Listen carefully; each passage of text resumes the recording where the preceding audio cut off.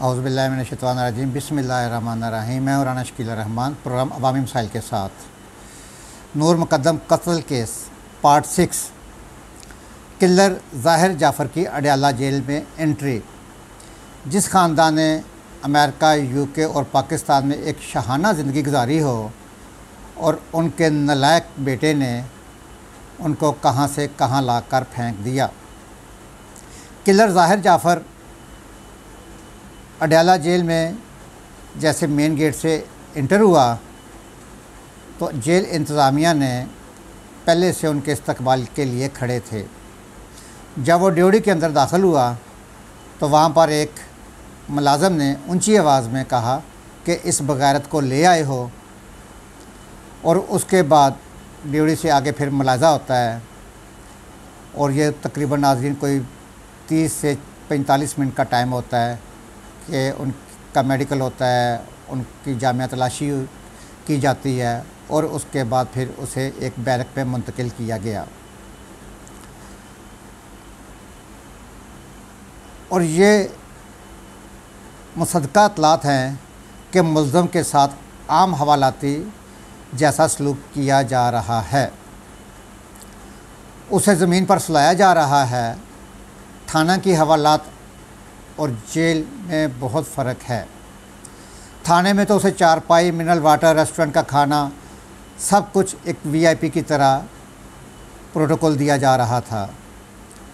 लेकिन जेल इंतज़ामिया ने उसके साथ जो उसको एक अंदाज़ा था कि जिस तरह मेरे साथ थाने में सलूक किया जा रहा है और जहाँ इस तरह का मैं कुछ दे दिलाकर और वहाँ पे कुछ चीज़ें अपने लिए और सहूलतें अपने लिए मंगवा रहा हूँ या काम कर रहा हूँ, तो ये इसी तरह जेल में भी मेरे साथ होगा। और ये कुछ इत्तलात भी हैं कि ज़ाकर जाफ़र जो उसके वालिद हैं, उनके कुछ बिज़नेसमैन दोस्त, कारोबारी दोस्त, कोई ज़ाती दोस्त, उन्होंने जेल इंतज़ामिया के साथ रब्ता किया और बताया, रिक्वेस्ट की कि जनाब वाला इसके वालिद और वालदा ज़ाकर जाफ़र उसकी बीवी, इनको जेल की कुछ सहूलियात दी जाए। लेकिन जेल इंतज़ामिया ने सख्ती से इनकार कर दिया। उन्होंने बताया कि जनाब वाला ये केस बहुत हाई प्रोफाइल केस है जिसे प्राइम मिनिस्टर साहब देख रहे हैं, वज़ीर दाखिला देख रहा है और हुकूमत की तमाम मशीनरी देख रही है। हमें अपनी नौकरी ज़्यादा अजीज़ है, अपने बच्चों की जहाँ पे हम लोग रिज़्क़ कमा रहे हैं वो हमें ज़्यादा अजीज़ है। लिहाजा उन्होंने इस बात को सख्ती से इनकार कर दिया और उन्हें जेल की दाल रोटी ही खिलाई जा रही है और उन्हें फ़र्श पर ही सुलाया जा रहा है। नाज़रीन, अब आप इस बात का अंदाज़ा करें कि इस गर्मी और हबस के मौसम में वहाँ उनके साथ क्या सलूक होगा। जिन लोगों ने यूके, अमेरिका और पाकिस्तान में एक शाहाना ज़िंदगी गुजारी हो और उनको जेल में कुछ दिन इस तरह गुजारने पड़ जाएं तो उनकी वहाँ पर क्या हालत होगी। और ये भी मुसद्दक़ा इत्तलात मिल रही हैं कि रात को उसकी वालदा की रोने और सिसकियाँ लेने की आवाज़ें आती हैं और वो अपने प्यारे और चहेते बेटे को बद्दुआएं देती हुई आवाज़ें आती हैं और उसका खामद उसे तसल्ली देता है। और उनके वालिदैन को भी आम हवालातियों की तरह रखा गया है। वही एक पंखा, और उन्होंने तो ज़िंदगी में कभी लोड शेडिंग भी नहीं देखी होगी और वहाँ पर बाकायदा, और ख़ासकर पिंडी में तो लोड शेडिंग बहुत होती है। और अब वहाँ पर कैदियों के लिए तो उन्होंने जनरेटर चलाने से रहे कि जी कैदियों के लिए जनरेटर का इस्तेमाल किया जाए, कतई ऐसा नहीं है। और इस तरह वाले मौसम में आम आदमी, हम जैसे एक आदमी, अगर एक दफ़ा एक पंखा बंद हो जाए, बिजली चली जाए तो हबस से बुरा हाल हो जाता है। और जहाँ पर इतनी शाहाना ज़िंदगी गुजारने वाले लोग पहुँच जाएं और उनके लिए वहाँ पर किस तरह का टाइम गुज़र रहा होगा और वो कैसे गुजारते होंगे, ये वो जानते हैं या खुदा जानता है या जेल इंतज़ामिया जानती है। नाज़रीन, अब यहाँ पर उनके वालिदैन ने एक बड़ा ही गलत किरदार अदा किया।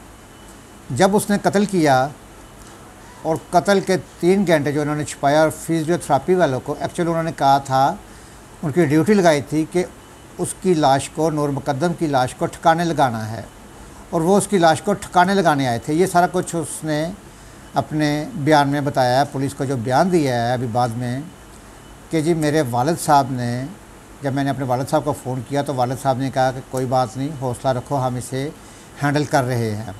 और उन्होंने फिजियोथेरेपी वालों से ये कहा कि इसकी लाश को ठिकाने लगाया जाए।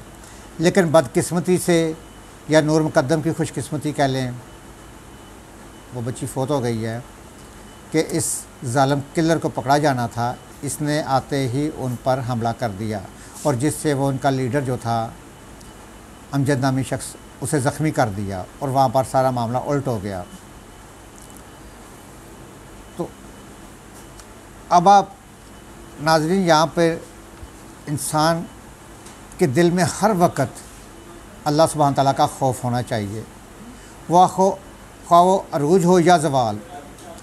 इंसान के कुछ अपने या बड़ों के कोई ऐसे करतूत सामने आते हैं जो अल्लाह सुब्हान तआला दुनिया में ही दिखा देते हैं, और ये हम सब के लिए, बल्कि पूरे पाकिस्तान के लिए एक सबक है।